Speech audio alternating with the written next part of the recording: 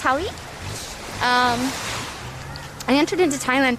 I needed to go through a very vigorous, long, stressful process to be accepted into the country, and I had to pay a buttload amount of money to for the application and to like check into my quarantine and apply for my quarantine accommodation.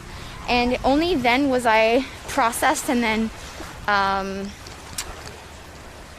accepted into the country. And then I had to go through a quarantine process. I had to take several COVID tests and doctors like checkups, and oh, this is a very slanted oh god. Okay, so we're sideways swinging now, guys. So I had to go through the process of entering the country, and the restrictions in Thailand, within Thailand, have been lifted recently. So you're allowed to travel within the country. Yeah, rigorous process, but for a good reason, because they don't want travelers coming in and bringing in COVID, because that's, major spread. And so Thailand went into lockdown just like the rest of the world did, right? And they managed to bring their cases way down because they were not accepting anybody into the country. So when they started to reopen the borders, it was a very selective process because they didn't want to risk reopening their borders completely, having surge of people traveling, and then having another surge of COVID cases again. So they're doing it very carefully, making sure that the cases are still staying down, but they still need tourism, the economy of tourism, right? So if you're able to afford it and you're able to be here long term and able to take the time for quarantine and everything, like, those are the kind of people they're looking for right now. And obviously as a full-time traveler, that's my thing. So yeah, and had to spend a lot of my savings to be here, but the idea was that it was worth it because I could continue streaming and be in a country that I love during a pandemic. So traveling within the country, there's like COVID regulation, like I have to check in by an app. I think a lot of countries have that app where you have to check in. So it's basically, if an outbreak happens at a certain location, they can notify you because the app will know that you've been there, so that they can notify you to then maybe advise you to like quarantine or like go get tested.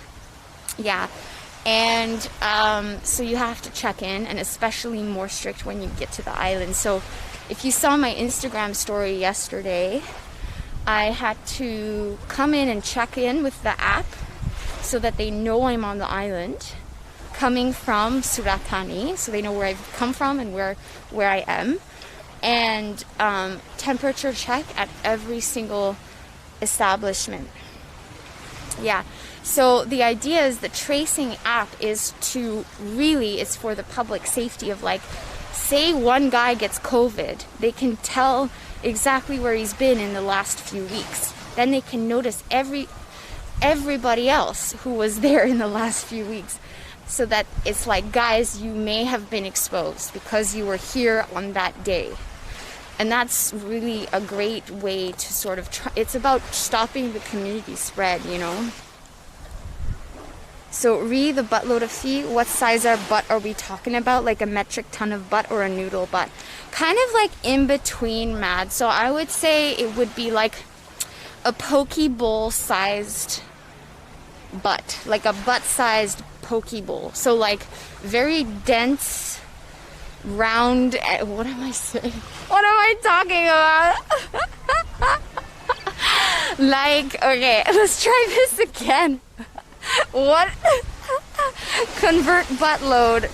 3 cents, 0.03. Yora gets yastok. A bubble butt sized, like a poke bowl packed with steamed rice, raw salmon, beans, carrots, tofu. One of those really heavy, nutrient dense poke bowl. sized butts. I have no idea. What am I talking about? Now okay, guys, I'm hungry. Stop the swinging. Let's find food. Uh-oh. Are we stuck? I think we're stuck. Nope, not stuck anymore. Okay. And because Gaspar is now going through the process, we are now dishing another hefty Pokeball load of money for Gaspar's process. So we've dished out several Pokeball worth of money to apply to get to Thailand. You're getting busy, sorry guys.